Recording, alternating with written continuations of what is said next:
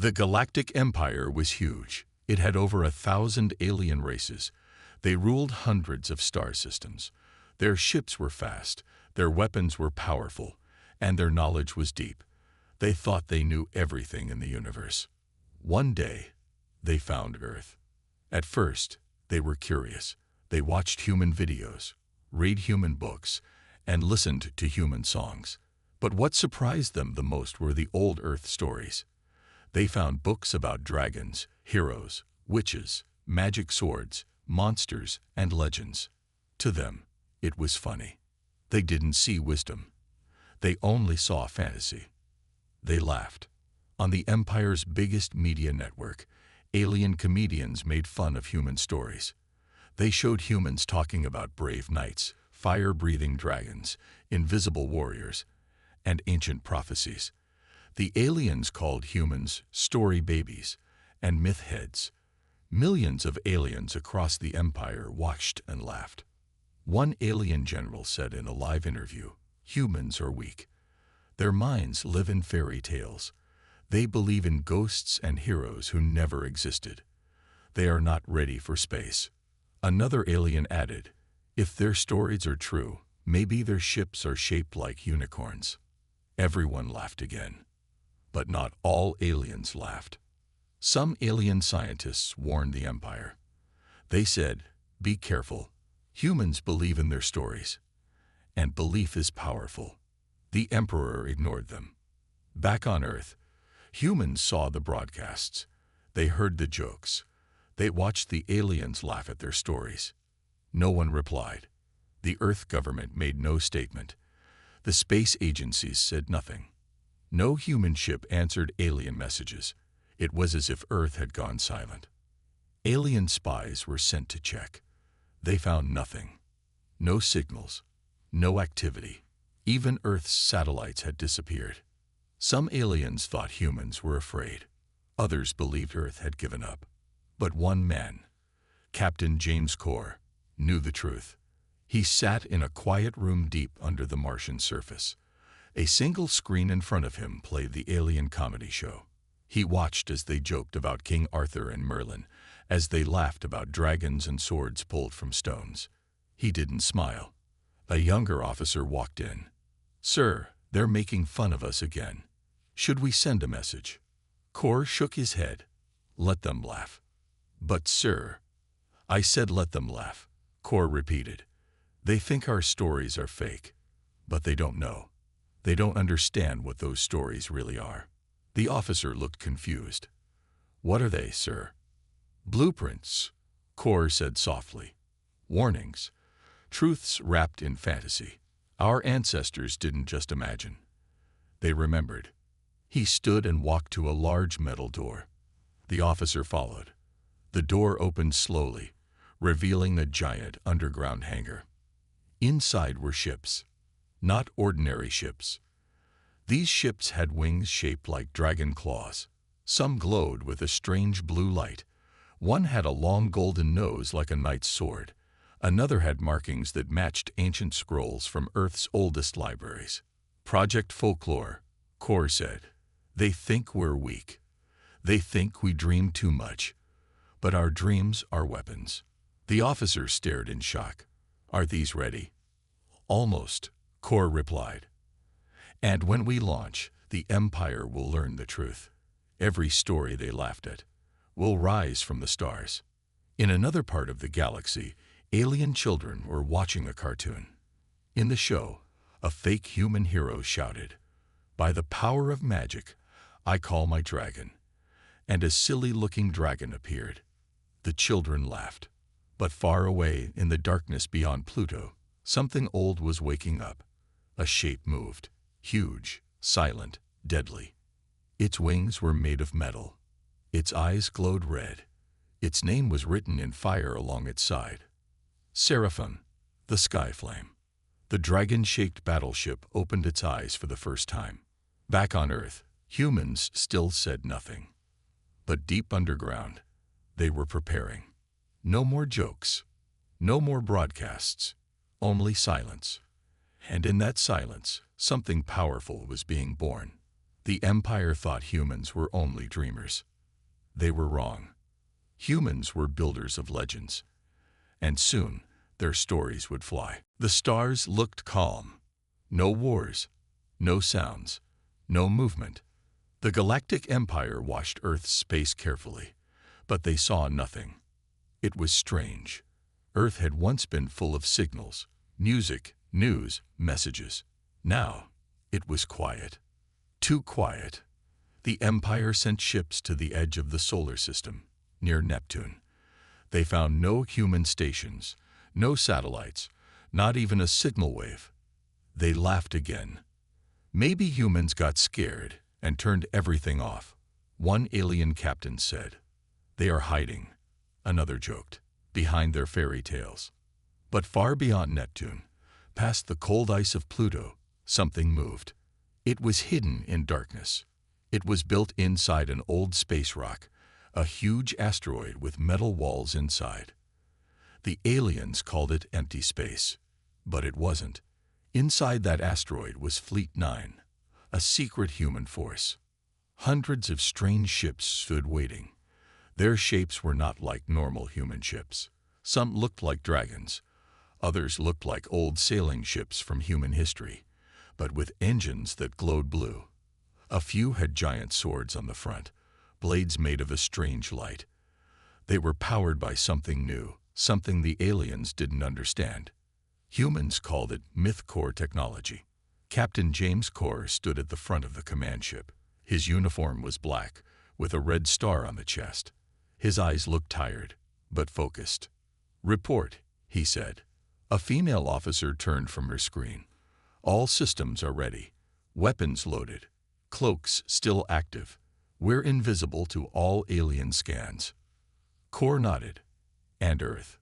"Completely dark, sir. No signals. No trace. Just like the plan." Core looked at a glowing map on the wall. Red dots showed alien patrols. Blue dots showed human ships. Most of the blue dots were hidden. "All pieces are in place," he said. "We waited long enough. Now we show them who we really are." The officer looked nervous. "Sir, do you really think they'll believe? After all this?" Core smiled, just a little. "They don't have to believe. They only need to feel it." In a small room inside the asteroid, a group of human engineers worked around a giant engine. It pulsed with golden light. On the side of the engine, 3 words were written. "Forge of Legends." One engineer whispered. "They said it was just an old tale." Another replied, "Well, now it's flying." Meanwhile, back in the Empire's capital, alien leaders were relaxing. The Emperor watched a comedy show where actors pretended to be humans running from dragons. The aliens laughed hard. "They used to dream of monsters," the Emperor said. "And now they hide from the stars." Suddenly, a military officer ran into the room. "Sir, strange signals near the edge of the Kuiper Belt. Something big, hundreds of objects moving." "Humans?" the Emperor asked, confused. "We don't know. Our scanners don't recognize the patterns. And some ships are invisible." The Emperor stood up. His smile faded. "Invisible." Back in the hidden base, Captain Core stood on the bridge. "All ships," he said into the mic. "This is it. They mocked us. They laughed at our stories. But those stories were more than words. They were warnings. And now," he looked out at the stars, "now we become the myth." Suddenly, engines lit up. 1,000 silent ships began to move.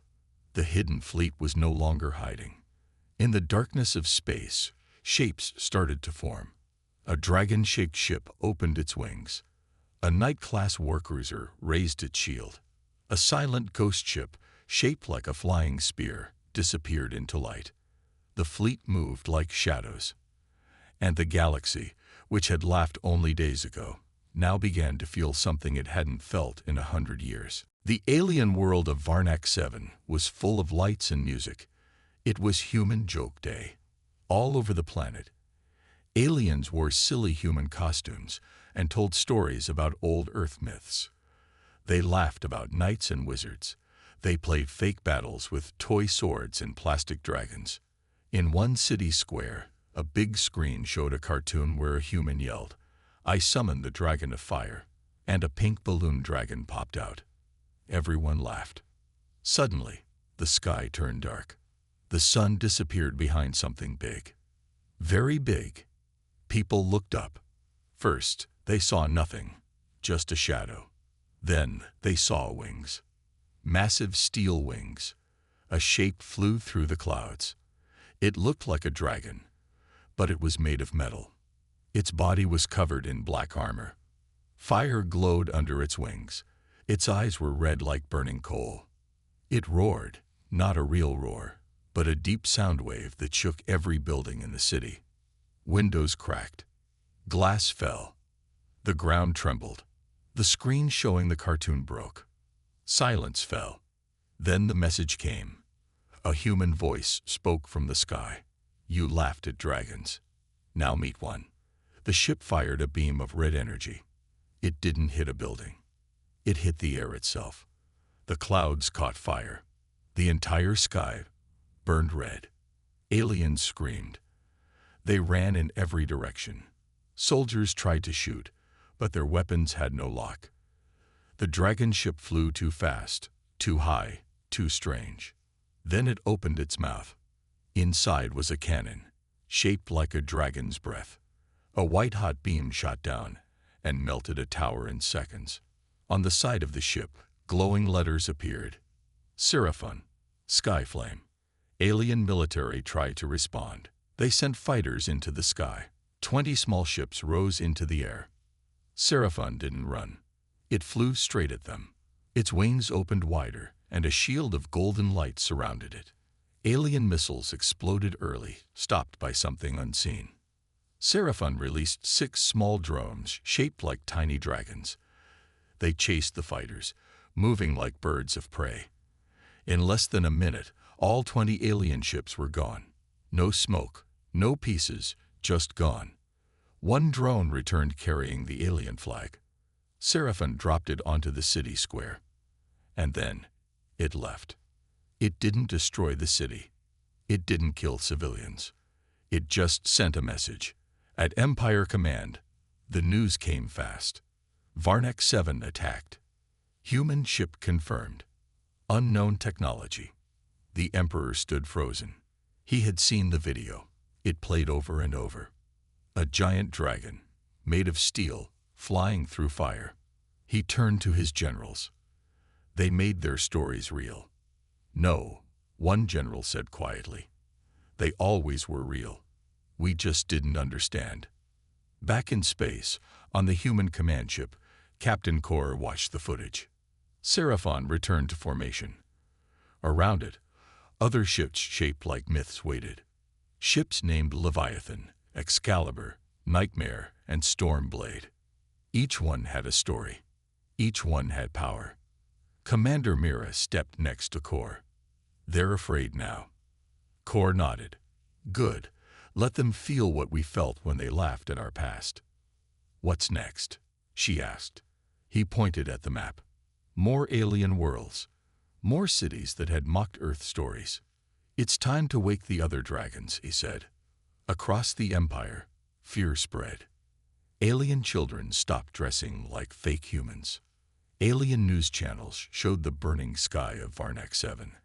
Again and again. They asked, "What are humans doing?"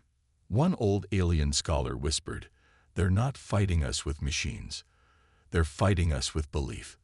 The age of jokes was over. The age of folklore made real had begun. The Galactic Empire was now scared. After the attack on Varnak 7, every alien news channel was talking about one thing: the human folklore fleet. They called it the Myth Fleet. Some still didn't believe it. Others were sure it was real. Military bases across the galaxy were placed on high alert. But they were too late. The next human strike had already begun. On the edge of a small alien planet named Delos Prime, 5 strange ships came out of a wormhole. They did not hide. They flew in a perfect V shape. At the center was a ship named Excalibur.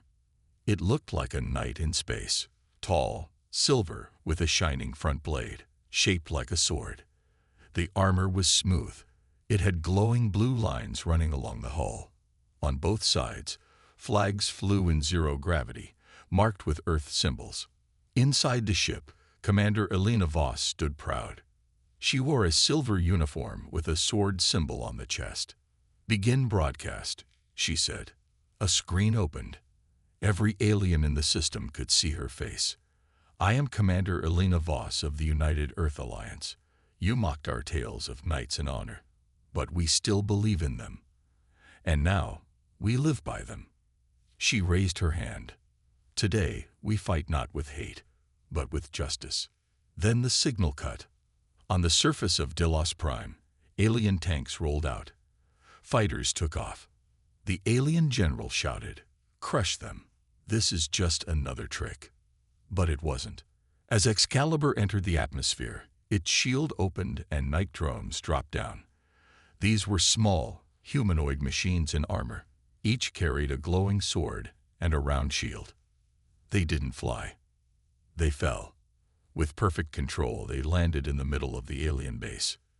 Then they charged, not with guns, but with glowing blades. The aliens opened fire. Laser bolts bounced off the shields. One night drone raised its sword and shouted, "Honor lives." Its blade cut through a tank like paper. The alien soldiers froze. They had never seen war like this. Up above, Excalibur fired light cannons at communication towers. It never hit homes, never hit civilians. Every shot was controlled. Commander Voss gave one order: "Let them remember our code." Within 2 hours, the alien base surrendered, not because they were all destroyed, but because they were overwhelmed by fear and something stranger: respect. One alien soldier dropped his weapon and said, "They fight like old heroes, and they don't kill without cause." In the Empire's capital, the Emperor watched again. One by one, humans were showing their old stories were not silly. They were plans, weapons, truths. Now, even alien children began asking their parents, were humans always this strong? Back on Earth, inside a deep base under ice, a room full of historians worked with engineers. They studied old myths, searching for new weapon ideas. One historian smiled and said, "Next is the Phoenix Protocol." The engineer looked up. "That's just a legend." "Not anymore," she said. "Nothing is just a legend now." In space, Captain James Corr received the message. Excalibur successful. No civilian casualties. Planet surrendered. He smiled. "Our stories are waking up," he said. Commander Mira stood beside him. "What next?" Corr pointed at the galactic map again. More alien worlds. More flags. More old myths waiting. He whispered, "Next, we send the Ghost Knight." The Empire was no longer laughing. Their cities were quiet. Their armies were nervous, and their leaders were afraid to speak the word human out loud. But they still believed they had one advantage. Fear didn't win wars. One alien general stood in a dark room with a large star map. "They hit us with dragons. Then with knights," he said. "Let's see them face our shadows." He pointed to a system called Crydon 6, a prison planet, full of weapons, no civilians, only soldiers and machines. "We will trap them there," the general said. "Let them try their fairy tale tricks." But they didn't know. The humans were sending their darkest legend. Far from the Empire's view, a lone human ship floated in silence. It had no lights, no signals, no name written on its side. It looked like a piece of broken metal, but it was not broken. It was alive. Inside the ship, only one person sat, silent and still. Commander Riven Sol. He wore black armor with no rank, no badge. Only a white symbol shaped like a ghost. People called him the Ghost Knight. He was once part of Earth's elite force. Then he vanished during a secret mission. Now he was back. The Ghost Knight's ship entered Kryton 6 without warning. The Empire's sensors didn't see it.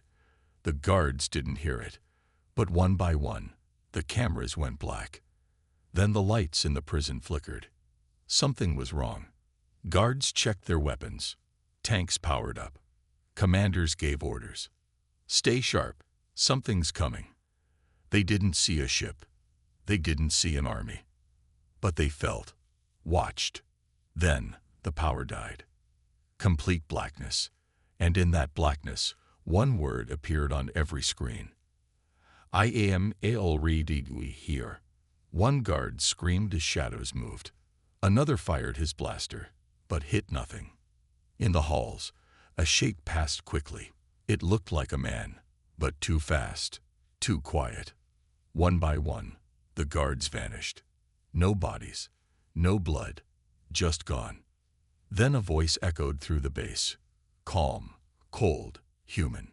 You built prisons for others. Now face your own fear.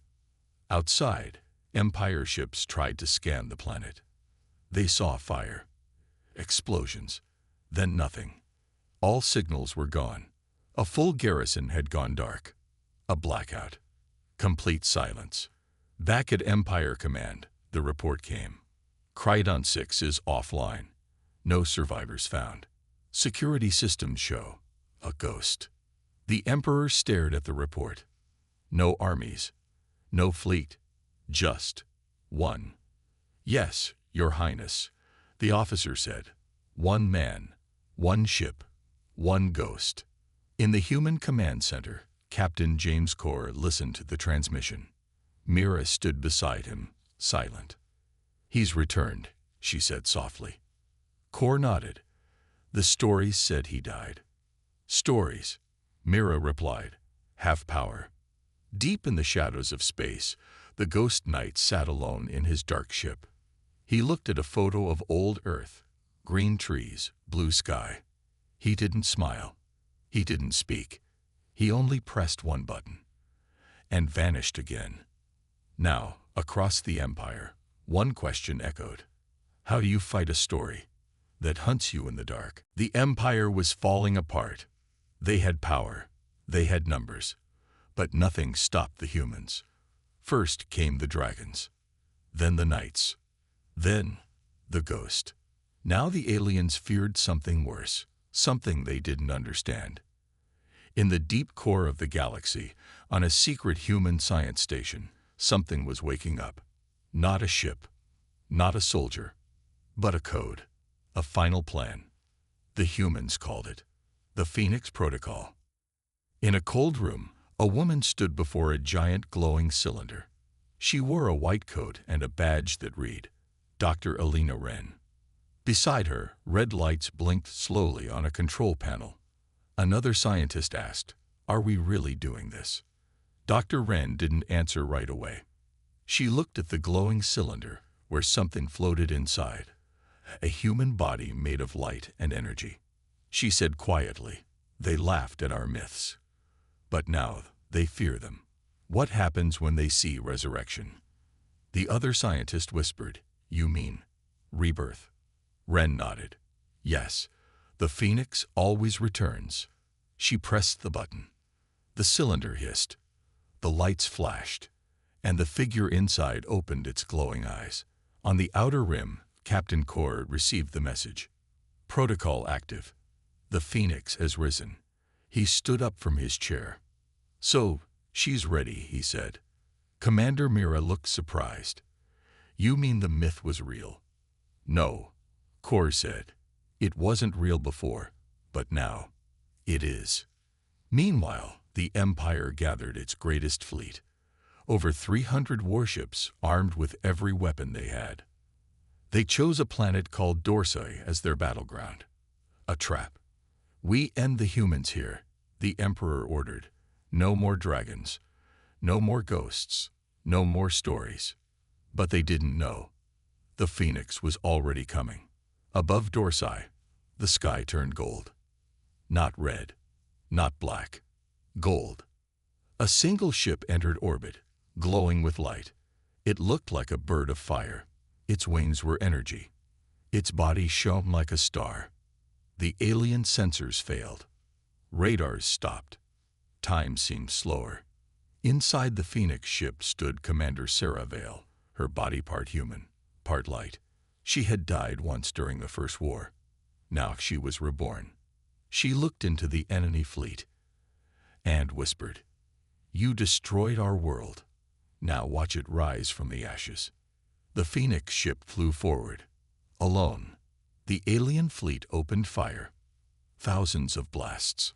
But the Phoenix moved like wind. Bullets passed through her. Lasers melted in her light. She flew into the center of the fleet and then exploded in light. But it was not an attack. It was a message. On every alien ship, the same words appeared. We rise. Again, and again, and again. Then dozens of small ships burst from the light, each one shaped like a flame, each one controlled by energy pilots, reborn warriors. Not ghosts, not machines, but Phoenix soldiers. They didn't speak. They only moved. They only fought. And the Empire's greatest fleet, gone in 12 minutes. Back on the command ship, Kor watched it happen live. Mira whispered, "They can't stop us." Kor said, "They didn't just fear our stories. They feared the truth inside them." Now, across the galaxy, the aliens didn't laugh. They whispered. They hid. They asked, "What happens next?" And somewhere in space, the Phoenix ship flew alone, glowing across the stars, like a fire that could never die. The Empire was broken. Cities were silent. Armies were gone. The skies no longer belonged to the aliens. They belonged to the humans. One by one, the alien worlds stopped fighting. But there was one place left. The throne world, home of the Emperor, a planet covered in gold towers, war stations, and shields. The Emperor still sat on his high chair, proud, shaking with fear, but still shouting. They are just stories. Humans are weak. They only scare us with tricks. A voice came from the shadows behind him, then faced the final tale. The Emperor turned. He saw a woman in black armor. Her eyes glowed silver. Commander Mira stepped forward. Around her stood the heroes of Earth. Captain James Kor, with his steel cloak. The Ghost Knight, silent like the wind. Commander Sarah Vale, glowing like fire. And behind them, hundreds of humans, some in armor, some in light, some just standing tall. No weapons were raised. No attack came. Kor said, "We didn't come to destroy you." Mira added, "We came to finish the story." The Emperor laughed nervously. "What story?" Kor stepped closer. "The one you mocked. The one you said was fake." He raised a small book. An old book, titled, "Tales from Earth." You laughed at our dragons. You laughed at our knights. You laughed at our myths. He opened the book and read. In the end, the world did not fall by fire or sword. It changed because truth was louder than fear, and belief became real. The Emperor shouted, "That's just fiction." Mira stepped forward. "Not anymore. Now, it's history." The room filled with light. Not fire. Not bombs. Hope. The shields on the throne world dropped. Alien soldiers laid down their weapons. Not because of force, but because they saw what Earth had done. What humans had become. Not monsters. Not killers. But legends who stood for something greater. Honor. Justice. And memory. All across the galaxy, screens lit up with one final message. Earth is not a myth. Earth is a story that fought back. And below it, a single line. Never mock the power of belief. The war was over. Humans didn't take planets. They didn't build empires. They only planted one thing everywhere they went. Respect. Back on Earth, under the stars, a child asked her mother, were they real? The dragons? The Ghost Knight? The phoenix. The mother smiled.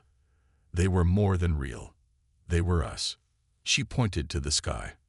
They were the final tale of Earth. And in the sky, a small light passed. A ship, shaped like a sword, flying free.